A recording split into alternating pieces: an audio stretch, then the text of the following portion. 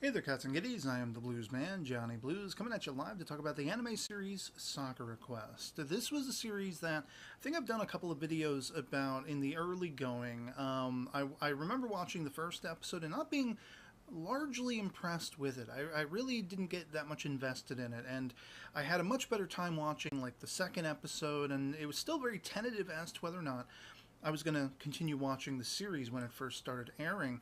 And it has since become a staple of my weekly viewing, something that I have very much looked forward to every Wednesday when the new episodes would air.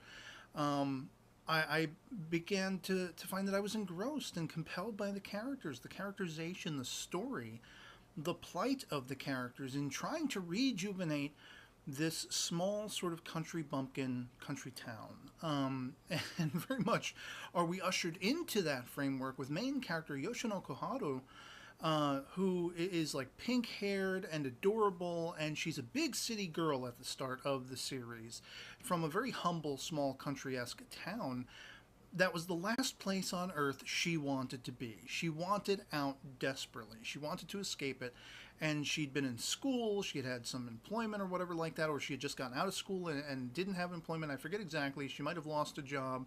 It's been a little while since the start of the series. So much has happened. I don't remember exactly. But she found herself wanting for employment. And she has this sort of agency she goes through. She had done some modeling and such like that. That comes to her and says, you've actually been requested by name for this employment. They don't specify what it's going to be. And this is kind of gobsmacking to her because what eventually it leads to is yet another small country town, this very humble backwoods burg. And it's, again, the last thing she wants. She wants the hustle and bustle, the vitality of city life. She doesn't want to be confined to a small town. And it turns out this was all done by accident. Her name was requested by accident, in a sense, because the kanji characters spelling out the name of another person, looked like her name when they translated it or whatever, when they looked at it. And so she was requested by name falsely because of the head of the tourism board of the small town of Manoyama, this cat by the name of Ushimatsu. He had sought to find this like ages old hot singer actress woman that had been around in his youth and everything like that, had long since died, and he was completely oblivious to it, because they have this sort of self-contained little nation. It's not just a prefecture or anything like that, or a town in and of itself. It's also its own. It's considered its own nation of Chupacabra, and he is sort of the chief, I guess you could say, fanboy of that, the chief cheerleader of that. He has been for many decades, and it's just hilarious that he's sought this person who's no longer living because they have this little local tradition whereby they appoint a queen of Chupacabra, and this person becomes the figurehead, the cheerleader, to use the term again, to try to reinvigorate foot traffic within the town. The town is not a hot spot. It's sort of, dead and buried a long time ago, and they really want to get recognition back into the town, vitality back into the town. And the only people aware of Manoyama are the people living in it. No one outside of it knows that this place exists on the face of the earth. And so he wants to try to reinvigorate this town as the head of the tourism board. And so he kind of challenges Koharu, who's about to hop the next train back out of town at the start of the series, because this is not what she signed up for. This is not what she wants. He challenges her, give it some time. Give it a year. Let's, you came here by accident, everything like that, but you're an outsider, you're young, you have this boisterousness, she's constantly claiming she doesn't want to be considered normal or whatever, and he's kind of like, well, maybe that's what we need, rather than what I had intended to have this old-time, singer, a very popular person, be the face of our little nation of Chupacabra within our city, our town of Manoyama. Maybe what we need is an outsider. And so she begrudgingly agrees, and it's like the first, few episodes, she's just looking for any excuse she can wrap her mind around to get out of there. Like, oh, well, maybe if I do this, that'll help and I can get out, as soon as possible. And so she's really half-assedly doing things, interacting with the other main characters. We have local girl Shiori, who's very prideful of Manoyama, and you know, she's trying to be supportive of Koharu and make her feel at home, but it's not working in the early going. You have Maki, who is one of my favorite characters in the series, who is an aspiring actress, or at least she once was. She sought the big city life as well for herself, and she had failure after failure cropping up in her life, trying to pursue an acting career. And so she's kind of just found herself back in this small town.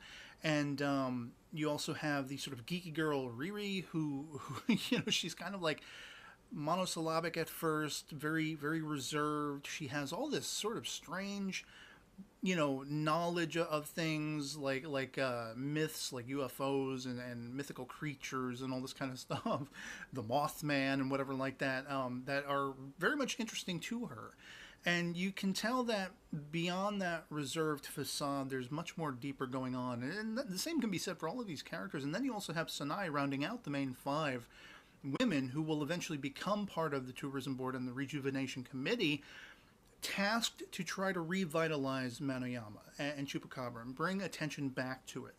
They're constantly dealing with the Board of Merchants and things like that, the local business owners, most of which have closed up shop a long time ago. And, you know, there's a whole business district that's been closed down for a long time. The head of this board actually being Riri's grandmother, and there's constant butting heads between the grandmother and the you know, tourism board guy Ushimatsu, because they have a whole history. And this is what I love about this series. They've actually, toward the latter half of it, they delved into the pasts of these characters. You find out back in, like, you know, 40, 50 years ago, in the 50s or 60s or whatever it is, they held these big tantamount festivals, and it was a yearly affair. And this Ushimatsu guy, who's now sort of the figurehead, the cheerleader for trying to revitalize Manoyama, he was one of its most staunch detractors in his youth. He was kind of rebelistic. They were all in a rock band. He, Riri's grandmother, and this local inventor guy, they made up a triumvirate, like, rock group and sort of hippie group and everything like that. And you know, they had made a promise that they were going to get out of Manoyama and they were going to try to seek glory elsewhere, as everyone tends to do when they come from a small town. You know, I got to get out of this place. I got to find something bigger and better and grander. Maybe I'll move out to California, become an actor. At least in the Western mindset, that usually is the case. But that's what they were seeking. And he could not let go of the fact that he wanted, as he considered it, the people, the locals of Manoyama, to take off the blinders and understand that they were stagnating. There was no growth. There was no evolution. In at the time, anyway, you know, 50 years ago, whatever it was, in, you know, very much sticking to these festivals, these old traditions, these old-time traditions. They were just stagnant, and they weren't moving ever forward. They weren't considering the rest of the world. The rest of the world was moving further, leaps and bounds beyond what this small little burg was capable of because of that. And it upset him, and he wanted to scream into the microphone and play loud music and try to wake them up. And he goes and he actually defaces the main sort of float that is a part of this, you know, yearly festival up to that point. From that point on, in the aftermath, it's something that's forever discontinued, at least until this series comes about in the modern day. And that becomes an aspect they begin to pursue in the revitalization of Manoyama. They think about bringing back the festival of old. And this is something that is, you know, when this idea is broached to Ushimatsu, who is the person who was responsible for ending it, for tearing it down, he's actually all for it, because he's had all of that time to mull over his mistakes and realize that what he did back in the day, what he was trying to do, and how he conducted himself in trying to actually put that into practice, was more destructive, more harmful than good for Manoyama, and probably added to what would eventually lead to its sad state in the here and now. There is a professor of, I think it's anthropology toward the latter half of the series, who has been observing the town for many years, and he ends up taking Koharu hostage in a sense, not like to actually harm her, like in a playful, tongue-in-cheek sense, because he is concerned for the well-being of all of the elderly residents who live on the outskirts of town. They're going to be canceling the local bus route, and that means they're not going to be able to get back and forth to the necessities they have in town, the shops and where they get their food and their medication and all this stuff. And so, sort of pretending to take her hostage gets everyone involved in figuring out a way to keep some kind of route open there to help these elderly people. We learn about, they have these lanterns that they put on their homes out by their front doors, and they light them every night. And if one of those lanterns happens to not be on, that is a signal for everyone else, because each house, the way the little, outskirts of town is set up, everyone can see everyone else's light from their front door.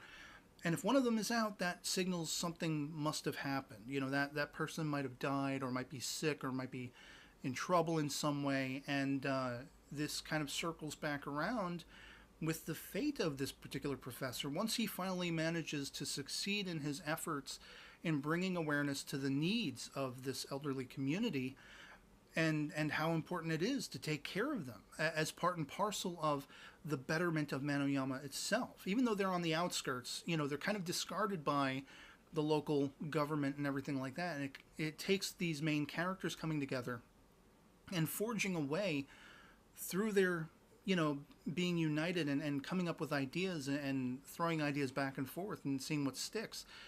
It takes all of that for them to finally manage to make these elderly people matter again, and be taken care of again in the way they should have been all along. And it's very much, the series by the end, it's very much encapsulating the idea of evolving and growing beyond your past, beyond your history, but every step forward trying to be mindful of where you came from, where you originated from, what you went through in the past, what, was significant to your growth, what helped you and aided you and guided you, and trying to make that matter, not hold you back, but trying to keep that in mind, make that matter with your every step forward, to be proud of who you are and where you came from, and spread that message as you move ever forward. Take that with you every step of the way.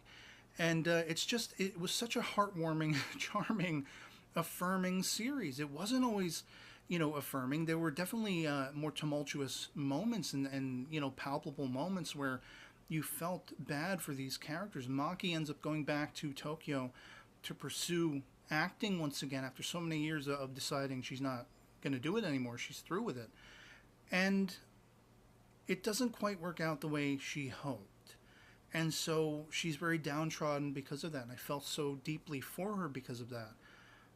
But then, as a result of it, she reaps greater rewards in seeking to use those talents and put them sort of as an offshoot somewhere else. And I'm not going to spoil how that exactly plays out. But she very much is able to become satisfied and content with her choices from that point on, because now she has a clearer understanding of what she's capable of and where to lay her talents, rather than always sort of sitting on her haunches and resting on her laurels and thinking, I'm not good enough to do this, that, or the other thing. She knows what her talents are, and she's going to utilize them and make sure she knows she can accomplish something with the usage of them, rather than being, completely run over by the bus, And so, I mean, this series proved to me to be so engrossing, so captivating, so affirming every week. I mean, it just made me happy anytime a new episode was going to be airing, anytime I could check into a new episode. And I had posted quite a lot of write-ups episodically over on my Facebook page, covering it, talking about it at length.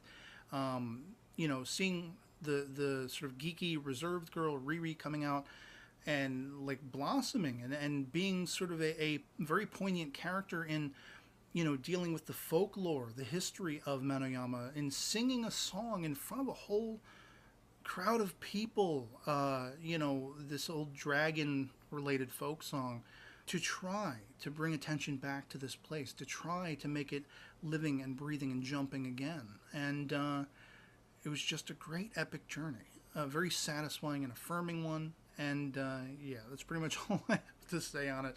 So I'd love to hear from you guys in the comments below if you watched Sakura Quest, if you enjoyed it as much as I did, if you were as invested in the characters and compelled by them as I was, and felt all those emotional highs and lows of, you know, whenever they would have success, feeling happy for them, whenever they would have failures, feeling sad for them, just having your heart warmed by the growth and the awareness of each of these characters, who were like very small, sort of, you know, self-contained characters at the start, and they all blossomed in their, you know, working together, and they're being unified to this cause. And whether you agree with me on that, whether you liked the series, love it or hate it, anything goes in the comments below. As long as we have a great conversation, doesn't matter if our POVs happen to disagree. It's all about the topic of talk. And yeah, otherwise that'll be pretty much it for me on this video. Find you well, and I'll catch you all later. Peace.